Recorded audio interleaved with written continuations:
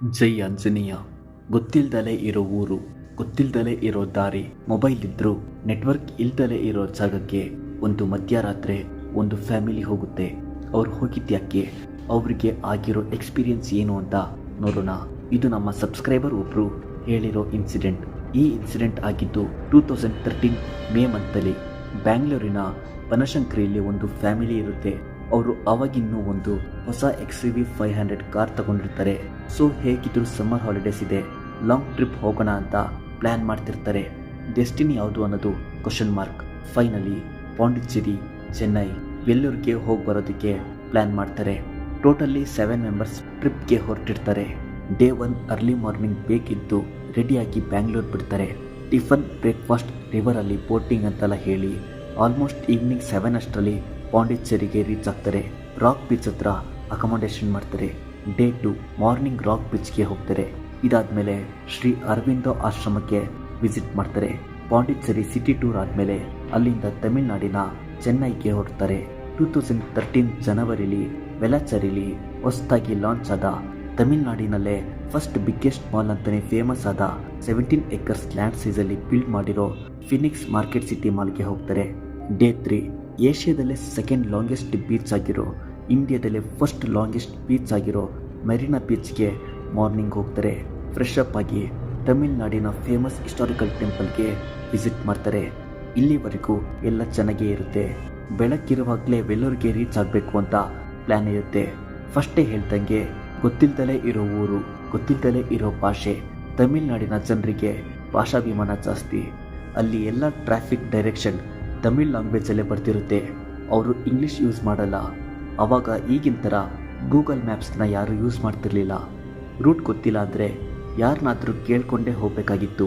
So ಹೀಗಿರುವಾಗ ಒಂದು ಲೊಕೇಶನಲ್ಲಿ root miss ಆಗುತ್ತೆ ನೋಡಿ.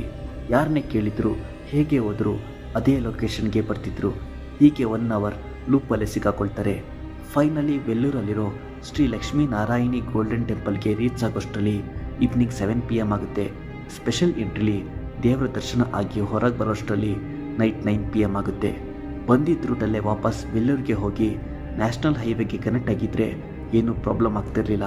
ಬಟ್ ಬಾಬಾ ರಂಜನ್ ಅವರು ಏನು ಹೇಳ್ತಾರೆ ಅಂದರೆ, ಬಂದಿದ್ದ ರೂಟಲ್ಲೇ ವಾಪಸ್ ಹೋಗೋದು ಯಾಕೆ, ಸುಮ್ಮನೆ 20 ಮಿನಿಟ್ಸ್ ವೇಸ್ಟ್ ಆಗುತ್ತೆ, ಇಲ್ಲೇ ಲೆಫ್ಟ್ಗೆ ಹೋದರೆ ಹೈವೇಗೆ ಕನೆಕ್ಟ್ ಆಗುತ್ತೆ ಅಂತ ಇಲ್ಲೇ ಯಾರೋ ಹೇಳಿದರು, ಇದೇ ಶಾರ್ಟ್ಕಟ್ ಡಿಸ್ಟೆನ್ಸ್ ಅನಿಸುತ್ತೆ ಅಂತ ಆ ರೂಟ್ಗೆ ಹೋಗ್ತಾರೆ. ಅಕ್ಕ ಸ್ವಾತಿ ಕಾರ್ ಡ್ರೈವ್ ಮಾಡ್ತಿರ್ತಾರೆ. ಹೋಗ್ತಾ ಹೋಗ್ತಾ ರೋಡ್ ಚಿಕ್ಕದಾಗುತ್ತೆ. ಅಕ್ಕಪಕ್ಕ ನೋಡಿದರೆ ಡೆನ್ಸ್ ಫಾರೆಸ್ಟ್, ಒಂದೇ ಒಂದು ಮನೆ ಇಲ್ಲ.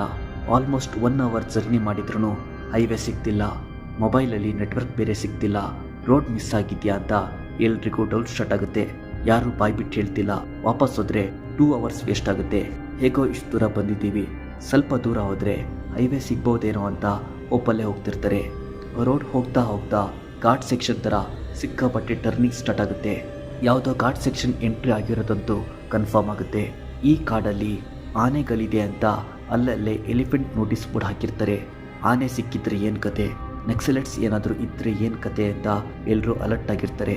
ಇದ್ರ ಮಧ್ಯದಲ್ಲಿ ಕಾರ್ನ ಸೈಡ್ಗೆ ಹಾಕು, ಬೇಕಿದ್ರೆ ನಾನೇ ಕಾರ್ ಓಡಿಸ್ತೀನಿ ಅಂತ ತಮ್ಮ ವಿರಾಟ್ ಅಕ್ಕ ಸ್ವಾತಿನ ಕೇಳ್ತಾರೆ.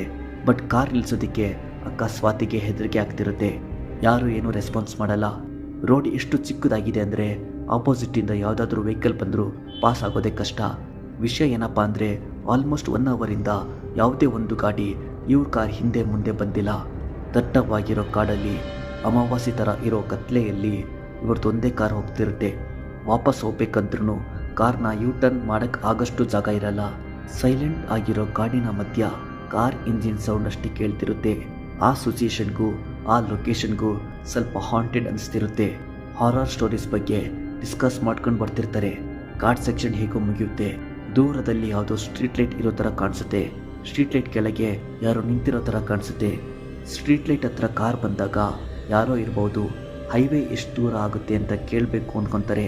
ಇವಾಗ ನೋಡಿ, ಲಿಟ್ರಲಿ ಎಲ್ರಿಗೂ ಬಿಗ್ ಶಾಕ್ ಆಗುತ್ತೆ. ಯಾರೂ ಜನ ಇಲ್ದಲೇ ಇರೋ ಜಾಗದಲ್ಲಿ ಸ್ಟ್ರೀಟ್ ಲೈಟ್ ಕೆಳಗೆ ಒಬ್ಳು ಲೇಡಿ ನಿಂತಿರ್ತಾಳೆ. ಕರೆಕ್ಟಾಗಿ ನೋಡಿದರೆ ತಲೆನೇ ಇರಲ್ಲ. ಆ್ಯಕ್ಚುಲಿ ಅಲ್ಲಿ ನಿಂತಿರೋದು ಮನುಷ್ಯ ಅಲ್ಲ ಅಂತ ಎಲ್ರಿಗೂ ಗೊತ್ತಾಗುತ್ತೆ. ಅರ್ಧ ಗಂಟೆ ಯಾರೂ ಮಾತಾಡಲ್ಲ. ಕಾರ್ ಸ್ಪೀಡ್ ಜಾಸ್ತಿ ಆಗುತ್ತೆ. ಎಲ್ಲರೂ ಹೆದರ್ಕೊಂಡು ಸೈಲೆಂಟ್ ಆಗಿರ್ತಾರೆ. ಒಂದು ಸೈಡ್ ಕಾಡಲ್ಲಿ ಬೆಂಕಿ ಕಾಣಿಸ್ತಿರುತ್ತೆ. ಎಷ್ಟೇ ದೂರ ಹೋದರೂ ಅದೇ ರಿಪೀಟ್ ಆಗ್ತಿರುತ್ತೆ. ಫೈನಲಿ ಹೇಗೋ ಹೈವೇ ಸಿಗುತ್ತೆ. ಅಲ್ಲೇ ಹೈವೇ ಡಾಬಾದಲ್ಲಿ ಊಟ ಮಾಡಿ ಬ್ಯಾಂಗ್ಳೂರು ರೀಚ್ ಆಗೋಷ್ಟರಲ್ಲಿ ನೈಟ್ 3 PM ಆಗುತ್ತೆ.